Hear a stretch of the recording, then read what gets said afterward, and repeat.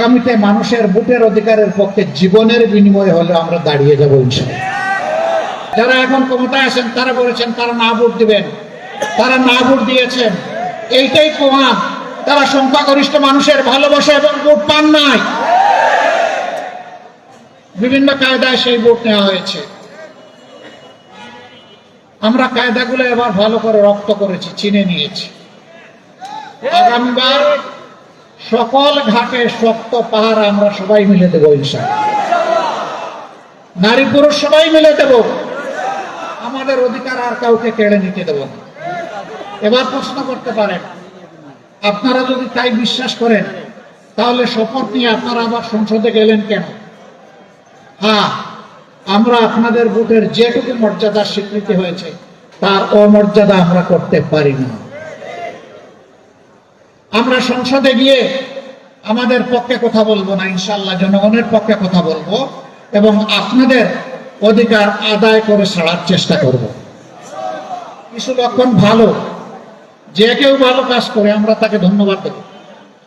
আমরা সবার আগে বলেছিলাম আমাদের এমপি মন্ত্রী কেউ হলে সরকারি প্লট নিবে না, বিনা ট্যাক্সের গাড়ি আমরা চড়বো না।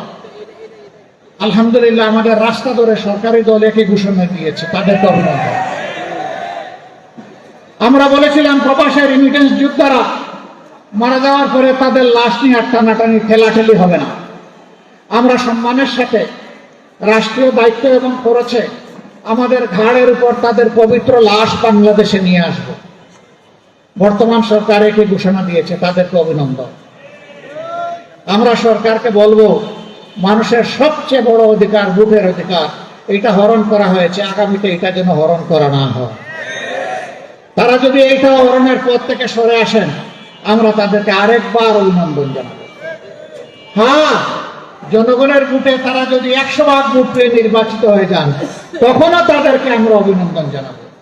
কিন্তু ইঞ্জিনিয়ারিং করে, কায়দা করে, ইলেকট্রিসিটি বন্ধ করে দিয়ে আপনাদের পাশে ঘটেছে, বাসন থেকে কারেন্ট বন্ধ করে দেওয়া হয়েছে, নয়সহ করা হয়েছে। আমরা এগুলো আর দেখতে চাই না। দেশের বহু জায়গায় গায়ের জোর খাটিয়ে আমাদের এজেন্টদেরকে বের করে দেওয়া হয়েছে। আমাদের এজেন্টরা রক্তের বিনিময়ে ভোট চায় নাই, এই জন্য তারা ছেড়ে দিয়ে চলে গেছে। আগামীতে মানুষের ভোটের অধিকারের পক্ষে জীবনের বিনিময়ে হলে আমরা দাঁড়িয়ে যাব ইনশাআল্লাহ।